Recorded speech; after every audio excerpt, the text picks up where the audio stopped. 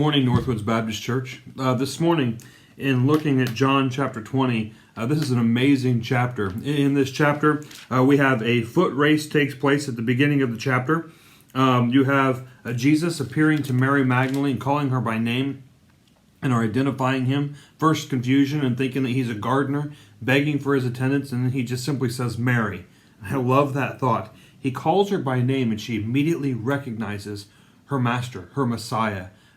Jesus made himself known to Mary. And then immediately following that, Jesus walks through a door into a meeting place where the disciples were at, and he shows them his hands, he shows them his side.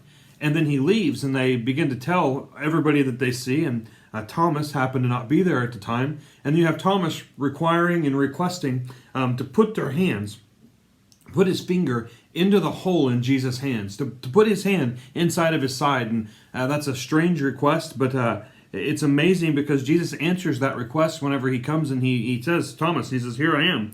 He says, reach hither thy fingers and behold my hands. Reach hither my hand and thrust it into my side. Be not faithless, but believe. So Jesus tells his disciples, I want you to be able to believe me. I want you to be able to trust me. And then he ends this statement with verse number 29, and this is where the question and the thought comes from.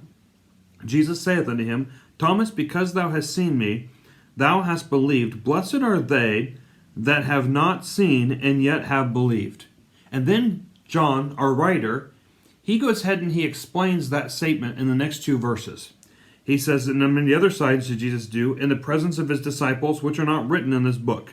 Verse number 31, but these things are written that ye might believe that Jesus is the Christ, the Son of God, and that believing ye might have life through his name.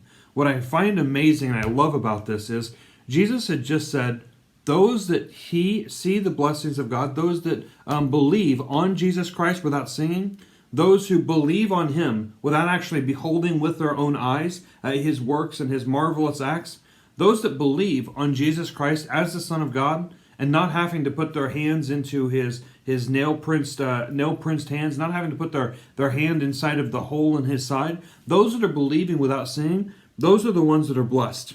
Those are the ones that are blessed because of their belief. And John says, I've written these things to you, to tell you what happened, to tell you what took place, because I want you to believe.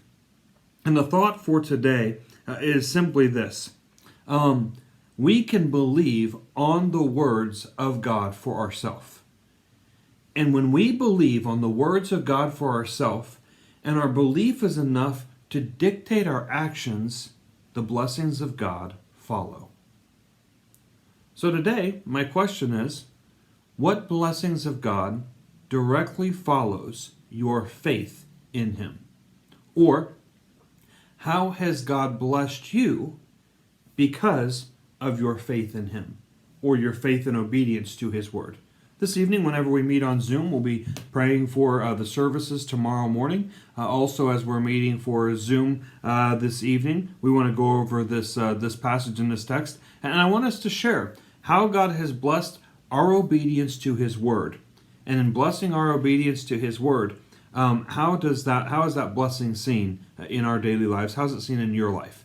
It's amazing whenever we start to think about how God has blessed us in his word, how we can use that to be an encouragement to someone else.